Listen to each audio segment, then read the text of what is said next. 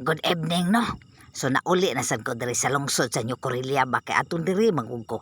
Wala gyud ako nakit-an akong ex diri. Oy, so na problema jud ko basig nakabalik na siya og abroad ba. Kay naguna-una lagi ko nga wa pa gyud ako siya nakit-an ha. So dili lang gyud ko magsaba-saba sa akong asawa nga siya di akong tuyo diri sa lungsod sa New Correlia. Ug tuod man no, nisulod ko sa balay kay lagi ang tibuok Correlia walay kuryente. Ug sa dihang akong gipislit, gibalikan na sila kuryente, nakabayad na siguro ay kani pod ako magulang sige tan-aw niyang guba nga TV, ako na siyang giingnan nga parihara na sa kong ex maning kung guba na isalikway na. Ug wala jud kay kwarta ibaligya nimong iro ug maoy imong ibayad anang TV ba. Tuod man no. Nagsige kog tan-aw sa kong magulang diha. Nagsige kubi-kubi siyang TV, ako pod rin nagkubi-kubi pug ano yang niluto nga buwad, di ba?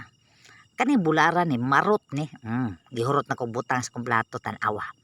Pero nakarealize ko dili di ay nato pwede hutdon og kaon ning sudan kung kitay makauna diri sa lamisa, di ba?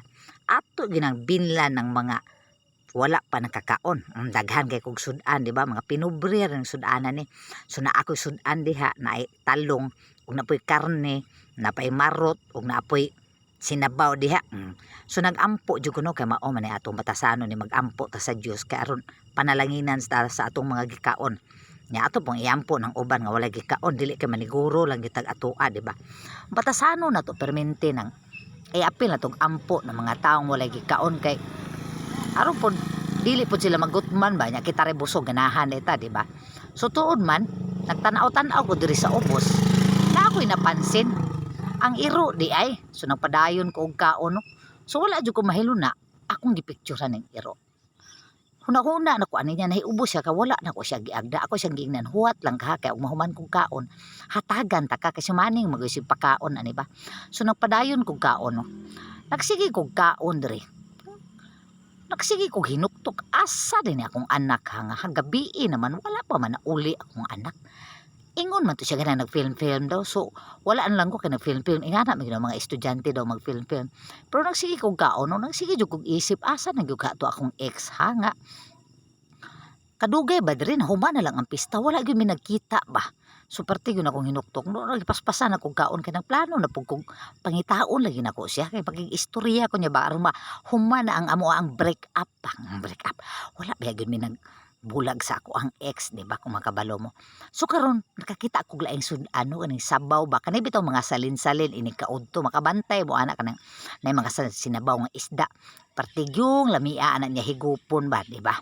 So nagsigi ko padayon og kaon tan-aw na lang mo diha no. Natingaman ko nga ako ron isa nagkaon diri pero mura ko gigukod nagkaon ba.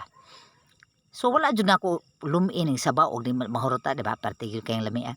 So karon nagsige hapon kog isip sa kong ex kanus agyo kami magkita haron magkaistorya gyud mi formal ba kay wala gyud mi nagaistorya formal akong ex kung kami pa ba o dili na mangingana gud nga butang kay mas maayo man daw nang nay clarification kung magbulag ba og dili, di ba?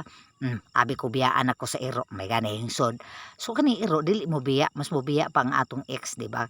Kani biyang mga iro no makatabang na itong panimalay ilabi nagsakagabion mauni una mo paghut og nay mga daotang mga elemento musod sa tong panimalay ba. So dili gyud nato ni sila pang abugo no, mas ato pa nang abugo natong ex nga wala nay kapuslanan kaysa aning iro klaruhan ta lang mudaan dakong pulos ning iro kaysa atong ex nga murag binuangan rata. Naa na po ng istoryahan. So nagluya na kog kaon no kay unsaon man nga kanay laging kita ra isaw niya ang atong ex. Nagsige kog tan-aw ani buwad. Pare-pareha ra man gyud naong sa kong ex. Unsa gyud ito naong sa kong ex? Murag nakalimot naman ko. So akong hinahinay kaon no, tabla ra pud nga akong gikaon ang naong sa kong ex aning kalakiha kay kita ba mo sa ulo sa bulad sa marot, di ba? Ako magud ganahan kay kumukaon ang ulo sa bulad sa marot ilabi na kanang putol tanawa ako gitutukan. Ingani ba gitong naong sa kong ex unsa ba gyud? So ako mahiluna no akong gibutang ang ulo sa bulad. Sa ulo sa bulad gibutang nako ang bulad kay ngano di nako gusto maka-remember sa kong ex kay sukad lagi na uli siya wala man jud ko kakita niya ba, di ba? So ingon ani lang siguro murag panahon na gyud siguro nga mag-move on ko nga dili nako maghuna-huna na akong ex. Kay wala man gihapoy kapuslanan kay wa man ko kabalo og kinsa na iyang karelasyon karon ba niya ako na napug asawa para unsa pa man nga ako siyang hunaon, di ba? So mas maayo pag ako ning huruton ning sabaw aron mabusog ko kaysa magsigi kog isip sa iya ay